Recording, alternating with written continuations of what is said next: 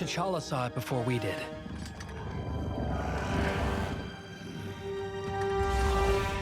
Zombie Thanos was learning.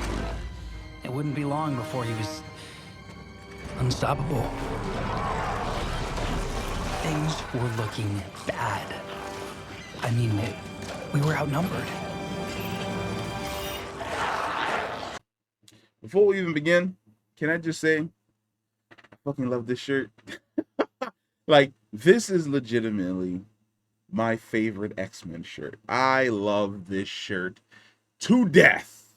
It's so good. Before you even ask, it was a limited edition shirt from one of those shirt vault websites, and it will never come back in circulation ever, which means if I damage this shirt or ruin it in some devastating way that's going to break my soul, I will never be able to get another one because it will never again be in circulation.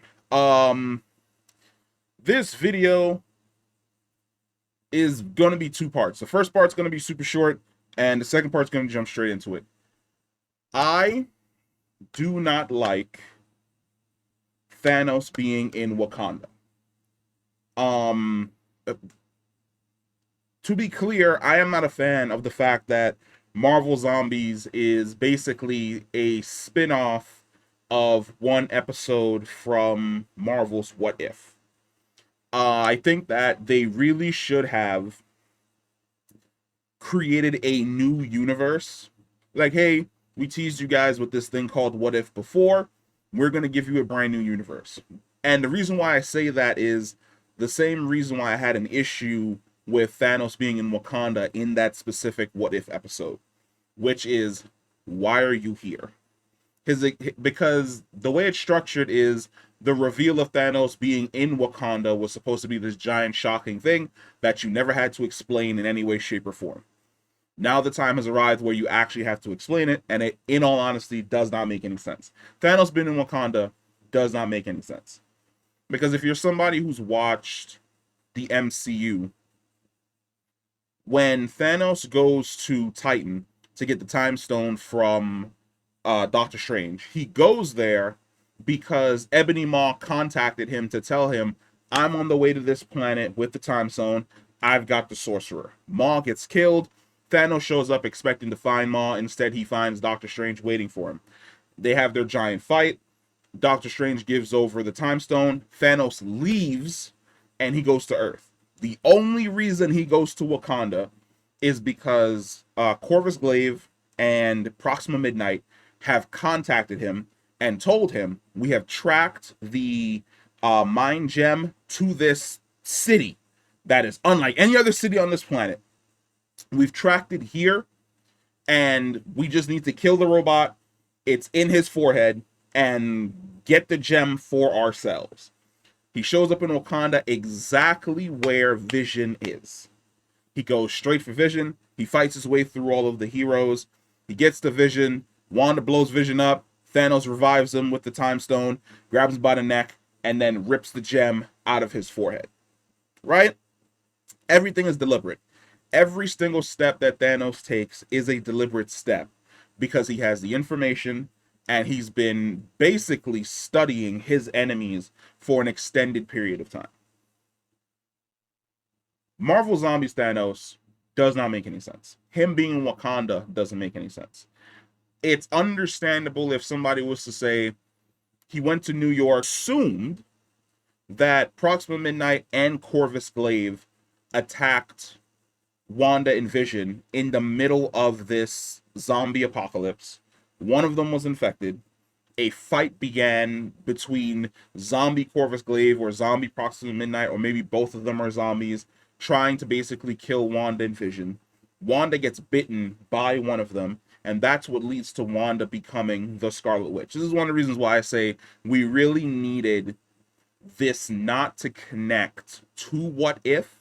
And if we were going to connect to What If, then we needed an episode to basically bridge certain events that happened in that episode so that we can better understand why the characters are where they are. Now, of course, you know that Wanda's been infected. Vision sacrifices himself, which was always a really, really weird decision on Vision's part. because he seemed as though he was somebody that was, for the most part, controlling or keeping Wanda at bay or at peace in some way, shape, or form.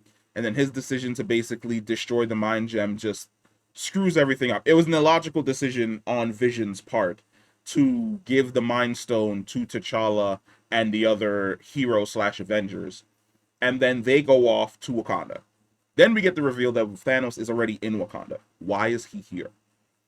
No one should know that Wakanda exists. Wakanda does not have the Mind Stone. Corvus Glaive and Proxima Midnight did not track Vision to Wakanda. There was no energy of Vision to Wakanda. If we are talking about a realistic scenario with the Thanos that we're familiar with from the MCU, he would have opened a portal inside the Quinjet and stepped out right there. But instead, we have Thanos who's already in Wakanda, already infected, with the entire population of Wakanda gone, waiting for the heroes. Why is he waiting for them here? Now, an argument could be, well, maybe he knew they were on their way there. From who? Who told him that there was a shielded hidden city, that which Proxima Midnight and the rest of them didn't even know was shielded, because they tried to drop the giant beast carrier directly into the center of the city, and it hit the top of the shield dome. So, of course, he's not aware of the fact that it's a shielded city. Where did he come from? How did he get here?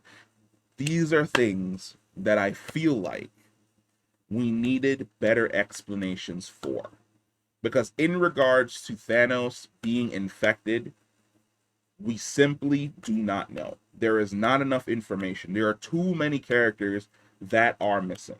We are missing the Guardians of the Galaxy. We are missing what happened to Proxima Midnight and Corvus Glaive.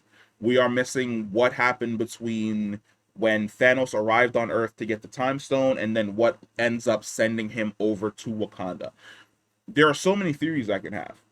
A theory could be that Thanos shows up to New York. He goes to where the last reports from Proxima Midnight and Corvus Glaive is. They are both zombies. He gets attacked by both of them. One of them is able to get a bite off on him because Thanos has this thing where, like, he'll let you hit him.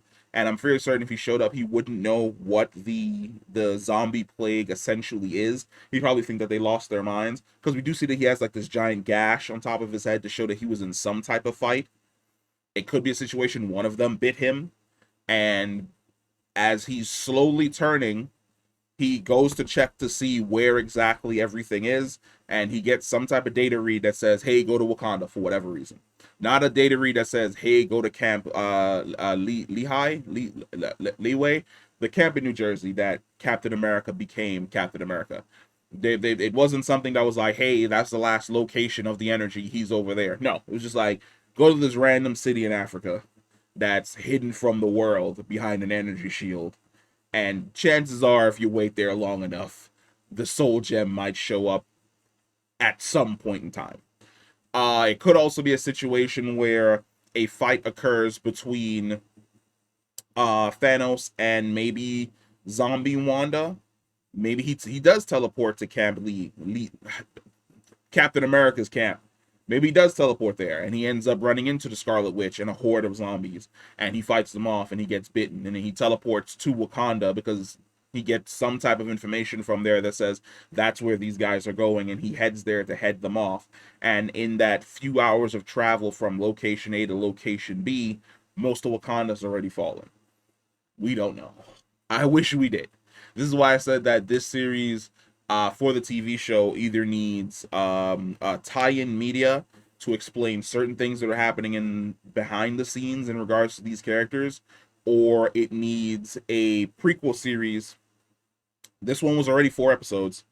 It's gone over extremely well. It's time to explain what's going on during Year Zero. Year Zero just covering everything that's happening with Doctor Strange becoming a zombie, with Proxima Midnight and Corvus Glaive, with Thanos, with the Guardians of the Galaxy, all of it. We definitely need that comprehensive prequel series because there are so many questions, and I feel as though those questions are going to become so much more convoluted and more difficult to answer because for whatever reason we decided to tie what I thought was a super fun and great series to What If's one-off episode that more or less introduces Thanos to basically be this big pop before the screen faded to black without it being like actually well thought out. But that's it. Let me know what your theories are in regards to where Thanos gets bitten, where he gets infected. Also, uh, let me know if you agree with me that this series really shouldn't have been a continuation of the What If episode. It should have been its own standalone universe, its own standalone thing, or whether or not instead of having the 5 year time skip, we should have explored more of some of our favorite heroes and even some of our favorite villains falling to essentially the zombie hordes. Comment down below. Let me know. You already know I'll be down there commenting with you guys and chopping it up with you guys, but I'll catch you in the next one. Peace.